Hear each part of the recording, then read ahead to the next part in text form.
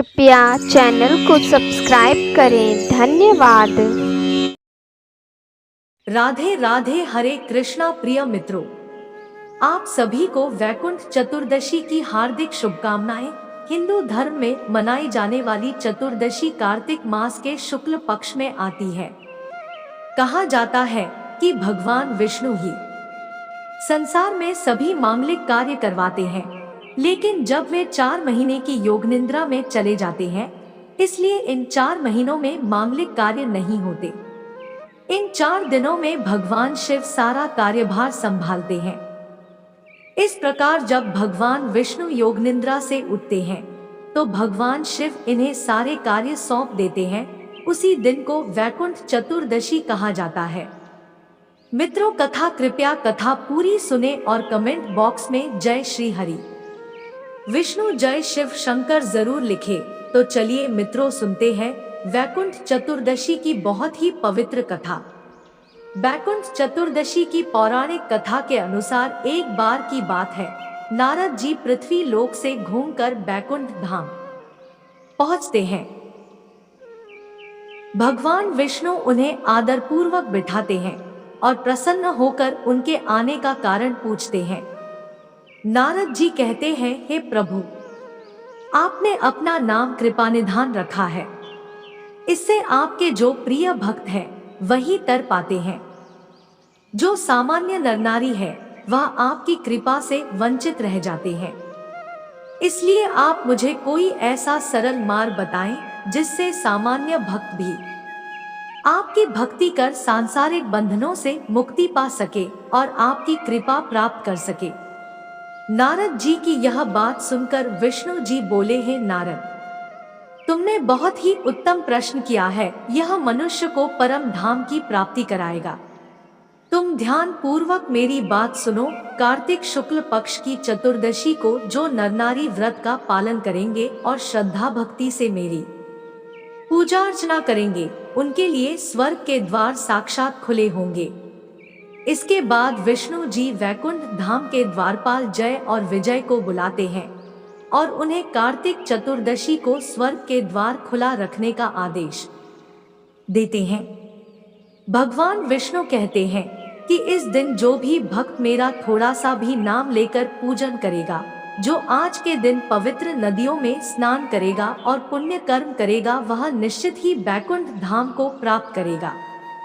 श्री हरि विष्णु की यह बात सुनकर नारद जी अति प्रसन्न हुए और नारायण नारायण कहते हुए अंतर्ध्यान हो गए। तो बोलिए मित्रों, श्रीमन नारायण नारायण हरि हरि, श्रीमन नारायण नारायण हरि हरि। यह थी मित्रों पहली कथा। अब चलिए सुनते हैं दूसरी कथा। दूसरी पौराणिक कथा अनुसार एक बार भगवान विष्णु देवाधिदेव महादेव का पूजन करने के लिए काशी आते हैं। वहां मणिकर्णिका घाट पर स्नान करके उन्होंने 1000 स्वर्ण कमल पुष्पों से भगवान विश्वनाथ के पूजन का संकल्प किया। अभिषेक के बाद जब वे पूजन करने लगे तो शिवजी ने उनकी भक्ति की परीक्षा के उद्देश्य से एक कमल पुष्प कम कर दिया। भगवान श्रीहरि को पूजन की पूर्ति के लिए 1000 कमल पुष्प चढ़ाने थे।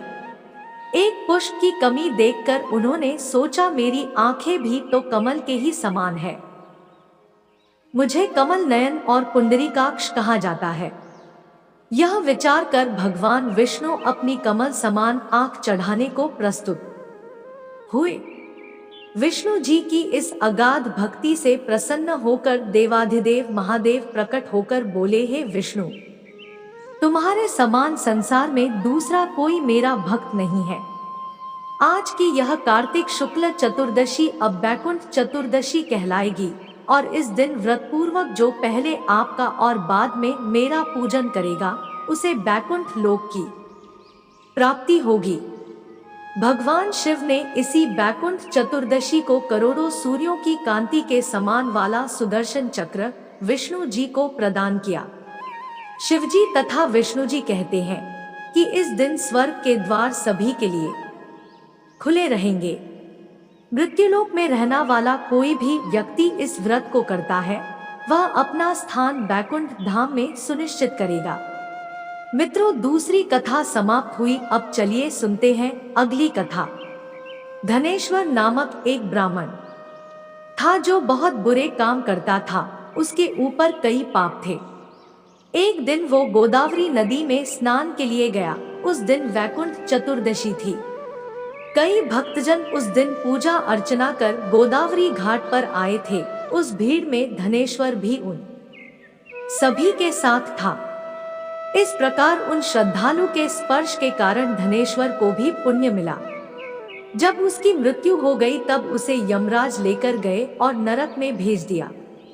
तब भगवान विष्णु ने कहा, यह बहुत पापी है, पर इसने वैकुंठ चतुर्दशी के दिन गोदावरी स्नान किया है और श्रद्धालुओं के पुण्य के कारण इसके सभी पाप नष्ट हो गए हैं। इसलिए इसे वैकुंठ धाम मिलेगा, नरक नहीं। अतः धनेश्वर को वैकुंठ धाम की प्राप्ति हुई।